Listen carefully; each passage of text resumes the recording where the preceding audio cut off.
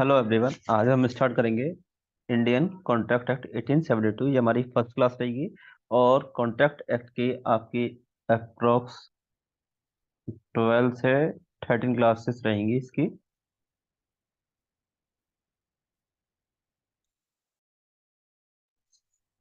Okay, 12 से 13 class रहेंगी।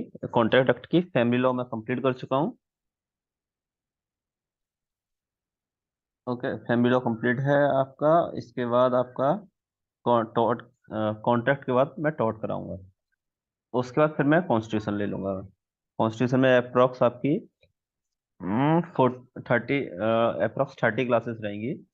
Okay, तो स्टार्ट करते हैं।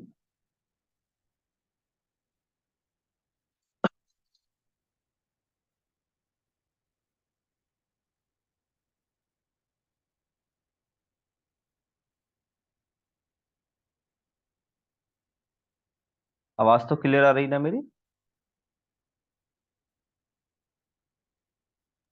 हाँ जी सर। Yes sir. ओके।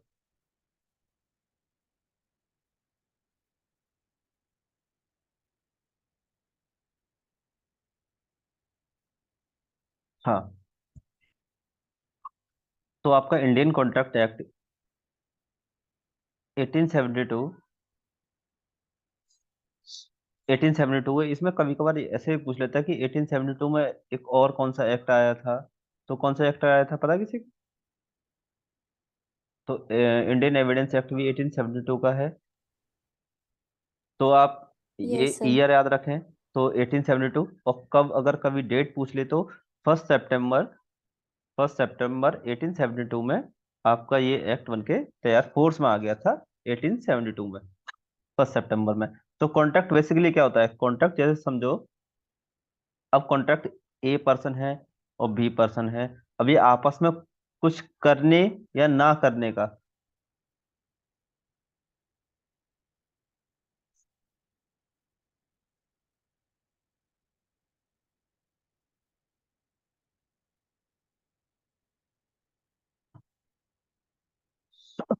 अब बेसिक पहले आप समझो कि कॉन्ट्रैक्ट क्या होता है। अब कॉन्ट्रैक्ट क्या है? अब कॉन्ट्रैक्ट कोई भी कर सकता है, कोई भी मतलब जो 18 साल का हो, साउंड माइंड का हो, और क्या हो, और वो सब, और जो कॉन्ट्रैक्ट किया है वो हो, जो कॉन्ट्रैक्ट किया जा रहा है वो लॉफुल हो। अब सपोज, अब कॉन्ट्रैक्ट कौन कर सकता है? ए है। अब ए ने बी से कुछ लिया। अब सपोज हम शॉपकीपर के पास जाते हैं, हमने बोला कि हमें चॉकलेट चाहिए, टॉफी चाहिए, कुछ भी चाहिए, चॉकलेट चाहिए। अब हमने बोला चॉकलेट चाहिए, इसने बोला ठीक है। आपने क्या दिए? पैसे दिए। अब यहाँ क्या हुआ? कंसिडरेशन। अब इसने क्या दिया? चॉकलेट आपको दे दिए। इसने आपको चॉकलेट दे दी। तो ये क्या हुआ? आपस में दो लोगों के बीच में कॉन्ट्रैक्ट हुआ।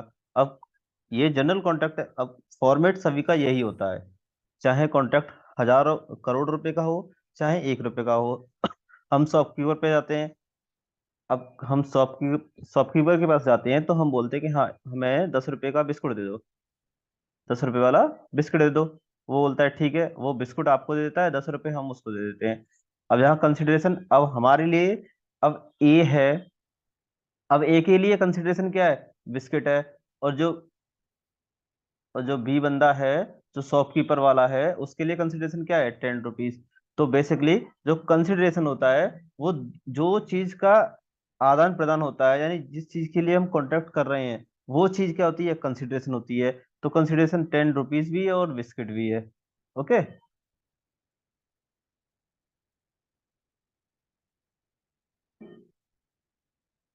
Okay sir.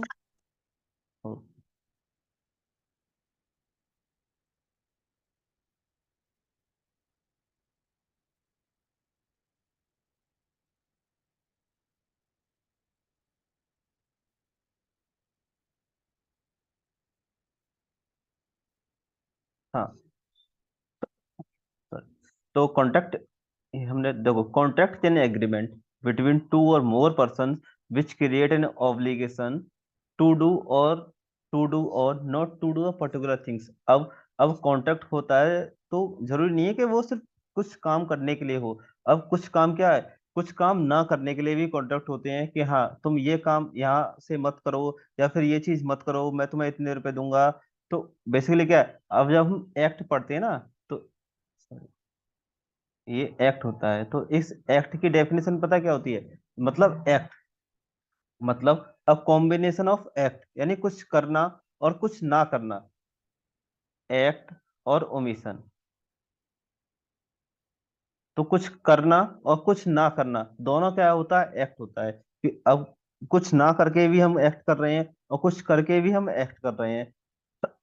तो बेसिकली कॉन्ट्रैक्ट, कॉन्ट्रैक्ट क्या है? एक एग्रीमेंट है दो लोग या दो से ज्यादा लोगों के लिए, क्या किस चीज के लिए? कुछ करना और कुछ ना करना, किसी पर्टिकुलर थिंग्स के लिए। Okay. Tata, contract are an important part of a commercial law, because all the commercial law transaction usually begin with an agreement or a contract. अब क्या है, जो कॉन्ट्रैक्ट है वो बेसिकली क्या है? एक कमर्शियल पर्पस के लिए यूज होते हैं, तो कमर्शियल लॉ है।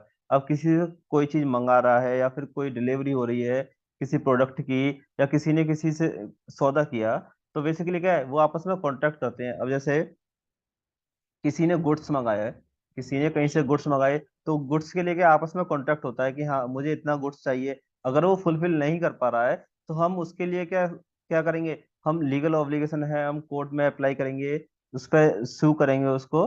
तो जो भी कॉन्ट्रैक्ट, और जो कॉन्ट्रैक्ट लॉफुल होते हैं, अब बेसिकली एग्रीमेंट, अब हर एग्रीमेंट क्या, कॉन्ट्रैक्ट जो कॉन्ट्रैक्ट होता है वो एग्रीमेंट होता है। जो all agree contracts are agreement, but जो ऑल एग्रीमेंट्स होते हैं वो कॉन्ट्रैक्ट नहीं होते हैं। अब कौन से एग्रीमेंट जो कॉन्ट्रैक्ट होते हैं? जो एग्रीमेंट वो लॉफुल हो, और जो एग्रीमेंट लॉफुल है वो कॉन्ट्रैक्ट कहलाया जाएगा। अगर वो एग्रीमेंट, अगर कोई अनलॉफुल है, तो वो हम उसे हम कॉन्ट्रैक्ट नहीं बोलेंगे। ओके। तो business transaction involving sale purchases or exchange of service have become an integral part day-to-day activities. In such instance, an agreement in a contract is necessary for determining the rights, obligation, liabilities of a parties when they enter into any business transaction. The Indian Contract Act is law governing contract in India. अब basically अब कोई भी business transaction है या फिर कोई sale purchase का है, तो सभी जगह क्या चलता है? एक कॉन्ट्रैक्ट चलता है कि हाँ आप मुझे पैसे दो, मैं आपको सामान दूंगा। तो दोनों में है कॉन्ट्रैक्ट। अब जहाँ लीगल ऑब्लिगेशंस आ जाती हैं, तो वहाँ हम उसके लिए एक बाउंडेशन आ जाती है कि हाँ उसे करना ही होगा, नहीं तो जो अदर पार्टी है वो उसको स्यू करेगा। अब जो कॉन्ट्रैक्ट है ए और बी के बीच में, अगर कोई कॉन्ट्रैक्ट हुआ है, तो इसमें जो ऑब्लिगेशंस होंगी, यानी क्या चीज करना है क्या चीज नहीं करना है, वो पार्टी अपने द्वारा करेंगी। हाँ बी बोलेगा तुम्हें ये चीज करनी है, बी ए बोलेगा तुम्हें ये चीज करनी है, बी बोलेगा तुम्हें कुछ ये करना है। ठीक है। मगर वो गवर्न किससे करेगा? इंडियन कॉन्ट्रैक्ट एक्ट के थ्रू। यानी जो इसमें बोला गया है लॉफुल चीजें, सिर्फ उन्हीं के लिए क्या हो जाएगा, क्या हो सकेगा? कॉन्ट्रैक्ट हो, कॉन्ट्रैक्ट होगा। अगर कोई चीज अनलॉफुल के लिए की जा रही है, तो वो कॉन्ट्रैक्ट तो वैसे भी वॉइड रहेगा। और वो क्या है, उसके लिए हम कोर्ट में अप्रोच नहीं कर सकते। हम कोर्ट में नहीं जा सकते हैं कि हाँ किसी ने सौदा कर लिया कि मुझे 1 किलो गांजा चाहिए, तो उसके लिए क्या कोई कॉन्ट्रैक्ट, अगर वो गांजा नहीं दे पा रहा है, तो हम कोर्ट में नहीं जा पाएंगे ना, कि इसने मुझसे बोला था कि मैं इसे 1 किलो गांजा दूंगा, तो 1 किलो गांजा नहीं दे रहा है ये। तो जो भी कॉन्ट्रैक्ट किया जा रहा है, वो कॉन्ट्रैक्ट क्या होगा? वो लॉफुल होना चाहिए। तो a contract in agreement enforceable by law. अब जो भी कॉन्ट्रैक्ट होता है वो क्या होता है? एनफोर्सेबल बाय लॉ होता है। अगर वो फुलफिल नहीं हो रहा है कोई कॉन्ट्रैक्ट, तो बेसिकली क्या है?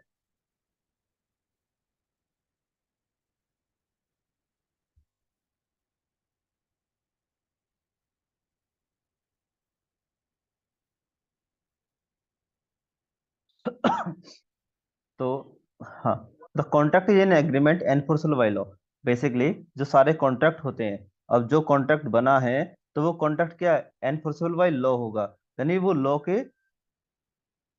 के अंडर होगा, कि अनलॉफुल नहीं होगा। अगर जो वो चीज अनलॉफुल है, तो वो कॉन्ट्रैक्ट नहीं होगी, क्योंकि वो क्या है? एग्रीमेंट पर ही रुक जाएगी। अब कोई एग्रीमेंट है, अगर वो अनलॉफुल है, अगर कोई एग्रीमेंट अनलॉफुल है तो वो एग्रीमेंट वॉइड हो जाएगा, और जब एग्रीमेंट वॉइड ही हो गया तो वो कॉन्ट्रैक्ट नहीं बनेगा। तो बोलते हैं all agreements are contract, all agreements are contract but all agreements are not contract. ये लाइन याद रखना, ये कभी कभी पूछ लेता है और ये काफी जगह यूज भी होती है। जैसे अभी पेन पहले बताया था, the parties to a contract make law for themselves, it must follow the Indian contract act. यानी जो पार्टीज हैं जो आपस में कॉन्ट्रैक्ट कर रही हैं, जो भी ऑब्लिगेशन है, एक्ट है, क्या चीज कैसे करनी है, क्या होगा वो आपस में डिसाइड करेंगी। उसमें यहाँ पर क्या है, कोई कॉन्ट्रैक्ट में कोई ऑब्लिगेशन नहीं दिखी है कि इस चीज के लिए बस ये लिखा है कि जो चीज कॉन्ट्रैक्ट की जा रही है वो लॉफुल होनी चाहिए, अनलॉफुल नहीं होनी चाहिए। और फिर लॉफुल में आप किसी भी चीज के लिए कॉन्ट्रैक्ट कर सकते हैं।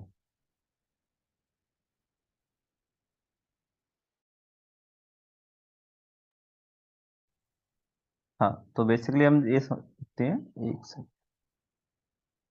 हाँ, अब कॉन्ट्रैक्ट का क्या चार्ट रहता है, अब ये समझिए कैसे कॉन्ट्रैक्ट बनता है। अब पहले तो ऑफर होगा, कोई पर्सन ऑफर देगा या फिर प्रपोजल देगा। अब जब प्रपोजल, जो पर्सन प्रपोजल देता है या फिर ऑफर देता है, उसको हम प्रोमिसर बोलते हैं। प्रोमिसर बोलते हैं। अब प्रोमिसर कौन होता है, जो ऑफर देता है। अब person making the proposal called promisor, जो ऑफर देता है वो प्रपोजल कहलाता है। अब किसी को ऑफर दिया है तो वो कोई एक्सेप्ट भी करेगा, तो accepted by the other party, अगर एक्सेप्टेंस हो गया तो उसको बोलते हैं प्रोमिसी। जिसने एक्सेप्ट किया है ऑफर प्रपोजल, उसको बोलते हैं promisee. The person accepting the offer proposal called promisee. Okay. अब दोनों ने किसी चीज के लिए क्या करा, ऑफर दिया, वो एक्सेप्ट होगा, तो दोनों क्या है, कंसेंट है। यानी अब बी की भी कंसेंट है और ए की भी कंसेंट है उस चीज के लिए। अब जब दोनों राजी हो गए कि हाँ हम आपस में कॉन्ट्रैक्ट करेंगे, तो उन दोनों ने क्या बनाया, एक प्रॉमिस बनाया। ठीक है ना। अब प्रॉमिस को पक्का करने के लिए कंसिडरेशन। अब कंसिडरेशन क्या है, सम ऑफ मनी होता है, सम ऑफ मनी। अब अब कंसिडरेशन प्रेजेंट में भी हो सकती है, पास्ट में भी हो सकती है, और फ्यूचर में भी हो सकती है। कंसिडरेशन किसी प्रेजेंट के लिए, पास्ट के लिए और फ्यूचर के लिए। मैं आगे बताऊंगा किस तरह से। अब जब कंसिडरेशन हो जाती है तो उसके बाद क्या हो जाता है, एग्रीमेंट हो जाता है।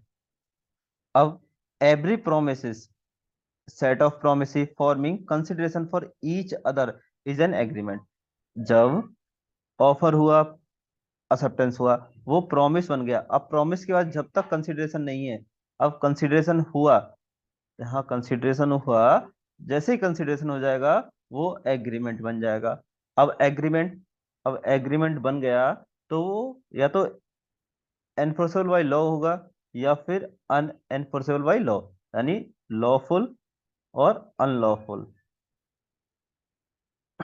अगर वो चीज लॉफुल है तो वो तो कॉन्ट्रैक्ट बन जाएगा। अगर वो अनलॉफुल है, जो कंसिडरेशन है वो अनलॉफुल है, तो वो क्या है, कॉन्ट्रैक्ट नहीं कहला जाएगा। अब सपोज एनफोर्सबल बाय लॉ, अब किसी ने बोला, ए ने बी से बोला कि मुझे 1,000 लीटर पानी चाहिए, मिनरल वाटर। ओके, तो ये क्या है, अब लीगल है कि हाँ पानी तो, पानी का बिजनेस होता है, तो कोई पानी खरीदेगा तो कोई बेचेगा भी। ओके। अब सपोज, अब इसमें अब ये बोल रहा है, अब अनलॉफुल समझो कि किसी ने बोला कि मुझे 10,000 लीटर क्या चाहिए, शराब, वाइन चाहिए, अल्कोहल चाहिए।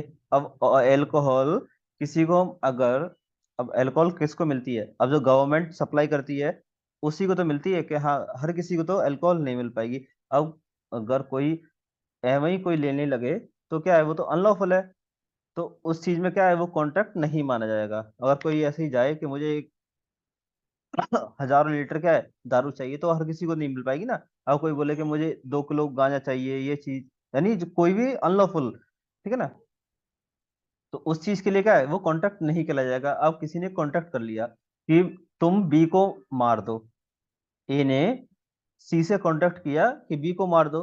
अब बी का मारना क्या हो जाएगा, बी को, सी बी को मारता है तो वो क्या है, अनलॉफुल है, तो वो क्या है, कॉन्ट्रैक्ट नहीं कहलाया जाएगा। अब कॉन्ट्रैक्ट एग्रीमेंट क्या है, लॉफुल एग्रीमेंट है, एनफोर्सेबल बाय लॉ है, तो वो क्या बन जाएगा, कॉन्ट्रैक्ट बन जाएगा आपका। ओके, यहां तक किसी को कोई परेशानी?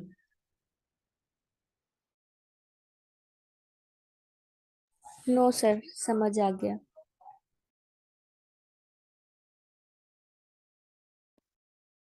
ओके।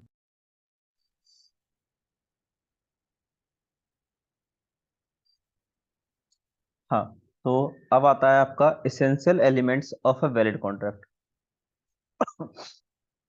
अब क्या क्या एसेंशियल एलिमेंट्स होते हैं वैलिड कॉन्ट्रैक्ट के लिए?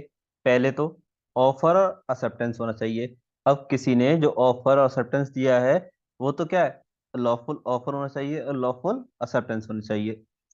यानी इन अदर वर्ड्स बोल समझे तो, they are some legal rules governing offer and acceptance.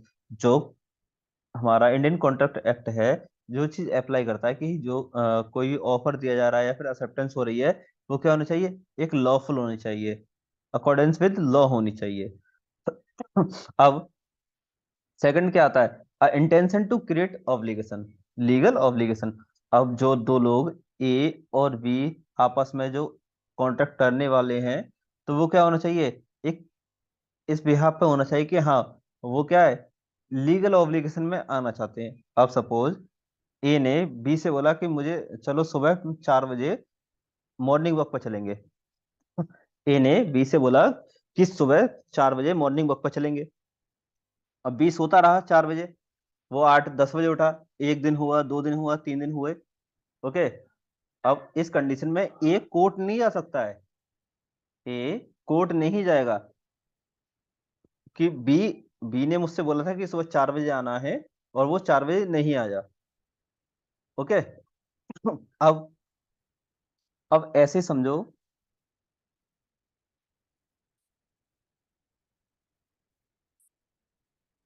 ठीक है ना, तो ए बी का मॉर्निंग वॉक पे जाना, इसके लिए क्या है, कोई लीगल ऑब्लिगेशन नहीं है। वो नहीं चाहते थे कि हाँ, कि वो उस कॉन्ट्रैक्ट में कॉन्ट्रैक्ट करे जा रहे हैं या फिर लीगल ऑब्लिगेशन में आ रहे हैं। अब सपोज ए ने बी से कॉन्ट्रैक्ट किया कि मुझे 10 kg राइस चाहिए।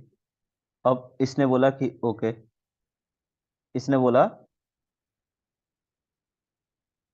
50 रुपीज पर केजी पड़ेगा, 50 रुपीज, 50 रुपीज पर केजी पड़ेगा, तो इसने बोला ओके। अब दोनों में क्या है, कंसिडरेशन हो गया। तो यहाँ 10 किलो राइस और यहाँ 50 kg, 50 रुपीज पर केजी। अब सपोज, अब इसने बोला कि मुझे 2 दिन के अंदर चाहिए। अगर बी बी ने बोला कि ओके, बी ने ओके बोला कि मैं 2 दिन के अंदर आपको 10 kg राइस सेंड कर दूंगा। अब यहाँ ये 3 दिन 4 दिन लगा लेता है, तो इस कंडीशन में एक कोर्ट जा सकता है। अगर जो कॉन्ट्रैक्ट क्या है, कॉन्ट्रैक्ट किया उसने, अब इसने उसे कुछ काम था, इसका लॉस हुआ, तो लॉस की भरपाई कौन करेगा, बी करेगा ना, क्योंकि वहां पर क्या है, वो दोनों आपस में क्या है, एक लीगल ऑब्लिगेशन मान रहे हैं कि हाँ, उसने 10 किलो राइस बोले, उसने पैसे बोले, तो दोनों के लिए क्या है, कंसिडरेशन क्या है, बी के लिए, बी के लिए कंसिडरेशन क्या है, 10 kg राइस, और इसके लिए क्या है, 50 रुपीज। ओके, तो यहाँ पर क्या है, लीगल ऑब्लिगेशन में आ रहे हैं, तो यहाँ पर क्या है, बी स्यू कर सकता है और ए भी स्यू कर सकता है। अगर बी अपनी ऑब्लिगेशन नहीं फुलफिल करता है, वो पैसे अगर टाइम से नहीं देता है, तो बी कोर्ट जाएगा। अगर, सॉरी, बी अगर पैसे नहीं, बी अगर राइस नहीं देता है तो ए जाएगा कोर्ट में। अगर ए पैसे नहीं देता है तो बी कोर्ट में जाएगा। ठीक है, जैसे एग्जांपल दिया है, husband offering to his wife take his wife out for a movie is not an agreement intend to create a legal relationship।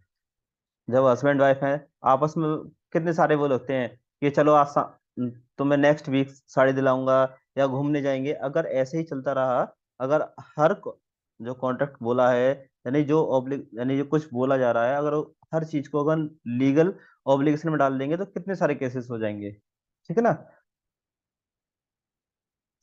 फिर आपका आता है lawful consideration. Lawful consideration means the consideration is the price paid for the promiser other promiser sorry paid for the promise of the other, the consideration may be an act, abstinence और a promise।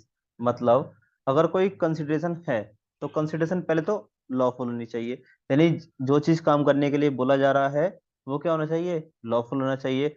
अब किसके लिए हो रहा है, कोई act हो, abstains मतलब किसी चीज को ना करना, और अ प्रॉमिस। अब कंसिडरेशन क्या है, पास्ट में हो सकता है, प्रेजेंट हो सकता है और फ्यूचर भी हो सकता है। अब समझो कैसे। अब कंसिडरेशन पास्ट में समझो, किसी ने बोल के रखा था कि किसी ने पैसे दे दिए, पहले पैसे दे दिए, उसने बोला कि मुझे बाद में ए- एक साल बाद कुछ देना या फिर 6 महीने बाद मुझे डिलीवर करना। तो कंसिडरेशन क्या है, पास्ट में दिया गया मगर उसका कंसिडरेशन फुलफिल कब हो रहा है, फ्यूचर, 6 महीने बाद हो रहा है, फ्यूचर में हो रहा है। अब प्रेजेंट में किसी ने तुरंत पैसे दिए, तुरंत अगर हम शॉपकीपर पे जाते हैं तो शॉपकीपर पे क्या रहता है, प्रेजेंट रहता है कि हमने पैसे दिए, उसने मुझे हमें सामान दिया। तो वो कंसिडरेशन क्या है, वो प्रेजेंट में हो गया। अब पास्ट में, फ्यूचर में। अब हम LIC की पॉलिसी लेते हैं, LIC की पॉलिसी लेते हैं ना। अब LIC की पॉलिसी में क्या है, कोई एक्सीडेंट होगा, कोई दुर्घटना होगी, घर गिरेगा, कोई आदमी मरेगा, तब जाके उसे क्या है, उसके पैसे मिलते हैं। तो कंसिडरेशन क्या है, वो फ्यूचर में जा रहा है। हम पास्ट में पैसे जमा करते हैं ना, पैसे किससे जमा करते हैं, मगर जो फुल अमाउंट मिलता है वो किसी चीज की हानि होने पर मिलता है। अब हानि कब हो रही है, फ्यूचर में हो रही है। ओके।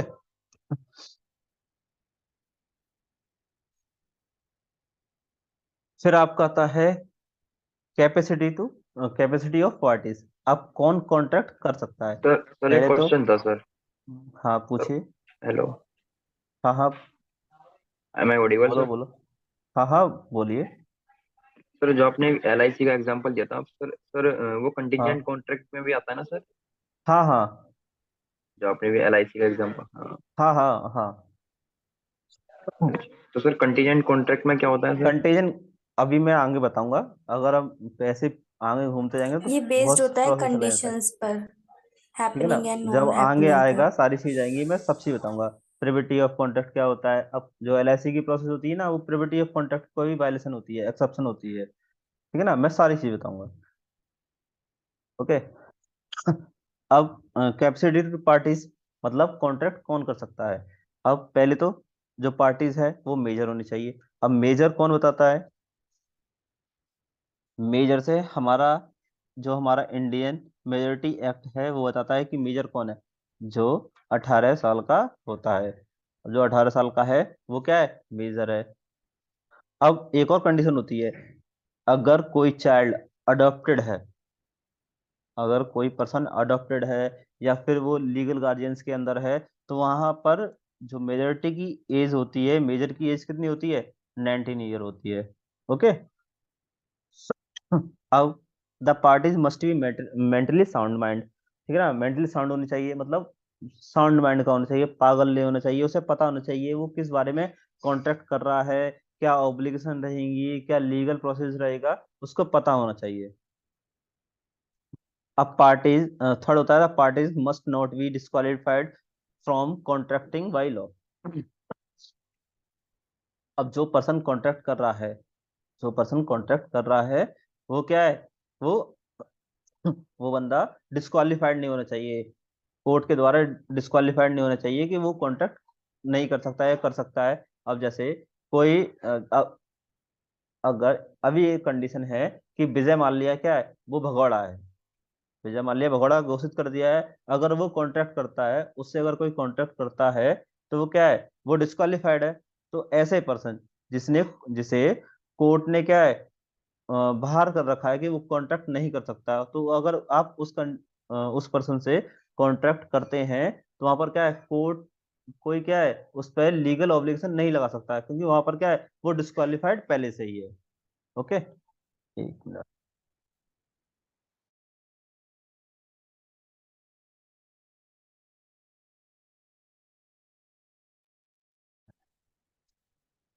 ये सभी ये समझ में आया?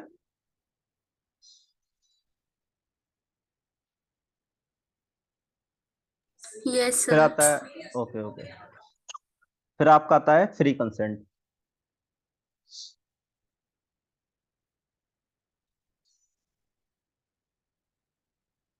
फ्री कंसेंट मतलब both the parties to a contract must enter into a enter is out for the free will and consent. The consent is said to be free when it is not affected by the reason. अब जो दो person contract कर रहे हैं वो क्या होना चाहिए, वो फ्री कंसेंट से होना चाहिए, वो उनके इच्छा द्वारा होना चाहिए कि हाँ वो खुद से संतुष्ट हैं वो कॉन्ट्रैक्ट करने के लिए।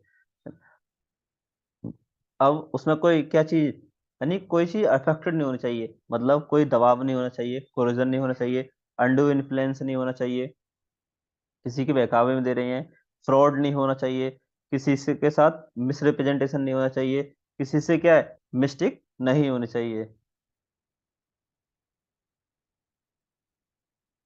ओके, मैं ये सारी चीजें बताऊंगा आगे, ठीक है ना। कोरिजन क्या होता है, अनड्यू इन्फ्लुएंस क्या होता है, फ्रॉड क्या होता है, मिसरिप्रेजेंटेशन क्या होता है, मिस्टेक क्या होता है। तो बेसिकली अब छोटा मोटा तो पता होगा ना, कोरिजन क्या होता है, किसी के डरा के धमका के नहीं होना चाहिए, अनड्यू इन्फ्लुएंस किसी ने किसी पे दबाव बना दिया कि ये चीज करो, है ना, बंदूक की नोक पे, या फिर किसी ने किसी के साथ फ्रॉड कर लिया, कुछ बोला कुछ जा रहा है, करा कुछ और जा रहा है, मिसरिप्रेजेंटेशन, मिस्टेक, ठीक है ना। फिर आपका आता है अनलॉफुल ऑब्जेक्ट, अब वो सॉरी, लॉफुल ऑब्जेक्ट। अब लॉफुल ऑब्जेक्ट मतलब ऑब्जेक्ट मीन्स पर्पस, जिसके लिए कॉन्ट्रैक्ट किया जा रहा है वो क्या पर्पस है, वो पर्पस लॉफुल है या नहीं है।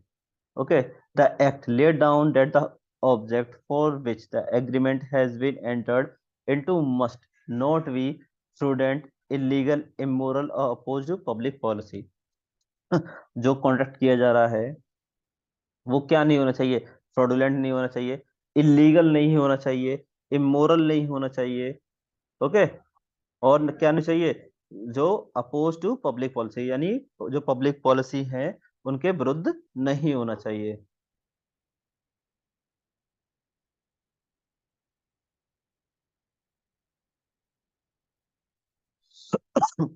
ठीक है ना। अब फ्रॉडुलेंट धोखाधड़ी, इलीगल आपको पता ही है, इमोरल और अपोज टू पब्लिक पॉलिसी मतलब किसी का खून करना, किसी के यहाँ चोरी करवाना, किसी के यहाँ डाका डलवाना, तो ये क्या है, ये पब्लिक पॉलिसी के विरुद्ध है। ओके, फिर आपका आता है राइटिंग एंड रजिस्ट्रेशन। अब जो कॉन्ट्रैक्ट किया जा रहा है वो क्या होना चाहिए, राइटिंग हो या फिर रजिस्ट्रेशन हो, ठीक है ना। तो एक एक एज मिलता है, एक एक्स्ट्रा एज मिलता है कि हाँ वो कॉन्ट्रैक्ट किया जा रहा है वो लिखा हुआ है। तो it must clearly understood that the contract need not necessary B in writing. अब ये जरूरी नहीं है किसी के साथ कॉन्ट्रैक्ट किया है तो लिखा ही होना चाहिए, अगर किसी के साथ कॉन्ट्रैक्ट किया जा रहा है लिखा ही होना चाहिए, वो ओरल भी हो सकता है और इम्प्लाइड भी हो सकता है। देखो कॉन्ट्रैक्ट जरूरी नहीं है कि 1872 आया तब उसी के बाद से कॉन्ट्रैक्ट हो रहे हैं, कॉन्ट्रैक्ट यानी कब से होते हुए आ रहे हैं ना। अब पहले क्या चलता था, जवान चलती थी, आज क्या कलम चलती है। पहले सारे कॉन्ट्रैक्ट क्या होते थे, जवान पे होते थे, इंसान जवान का पक्का होता था, आज कलम का पक्का है। ओके, अब ओरल, किसी ने किसी से बोला कि मुझे इतना सामान चाहिए, उसने बोला कि ठीक है, तो वहां ओरल हो गया। अब इम्प्लाइड, अब इम्प्लाइड क्या है, उसके कंडक्ट से पता चलता है कि हाँ उसने कॉन्ट्रैक्ट किया है। अब सपोज कोई ट्रेन बस में बैठा है एक मिनट,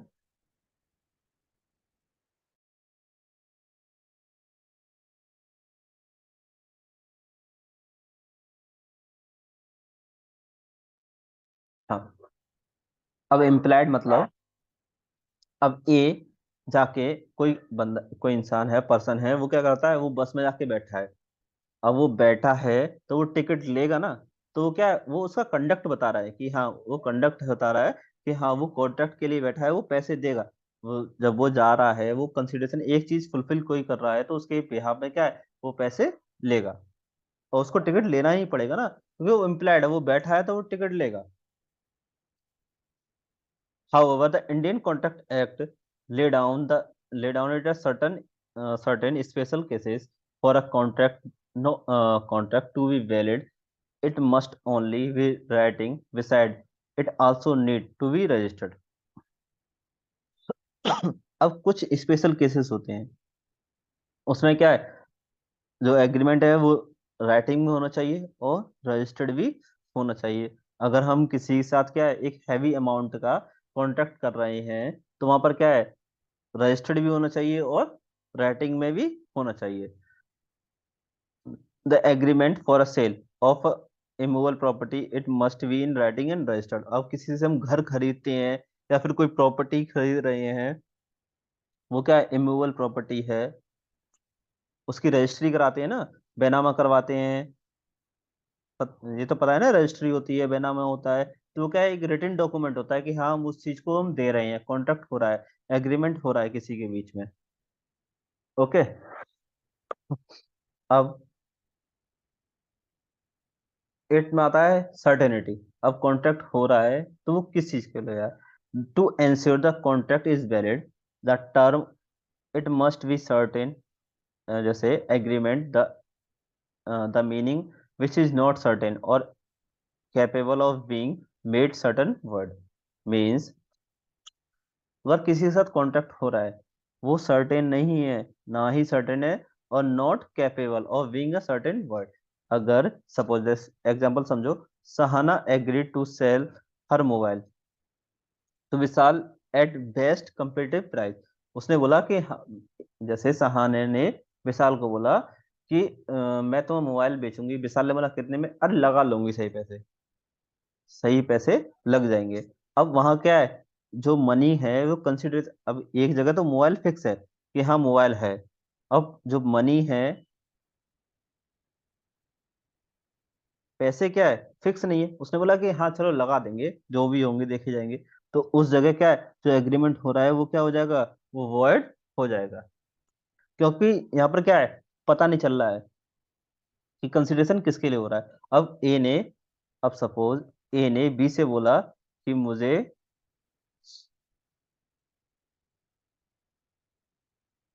1,000 लीटर ऑयल चाहिए। अब ए ने बोला ही नहीं कि कौन सा ऑयल। अब सपोज ये सारे ऑयल लगता है, सारे सारी कंपनी सब चीज ऑयल लगता है, कोकोनट ऑयल, सरसों का तेल, सारे सभी तरह के ऑयल लगता है, ऑलमंड। तो अब इसको पता ही नहीं है, इसने बोला कि 1,000 लीटर ऑयल चाहिए, अब कौन सा, तो यहाँ पर क्या है, कॉन्ट्रैक्ट जो एग्रीमेंट है वो वर्ड हो जाएगा। ओके।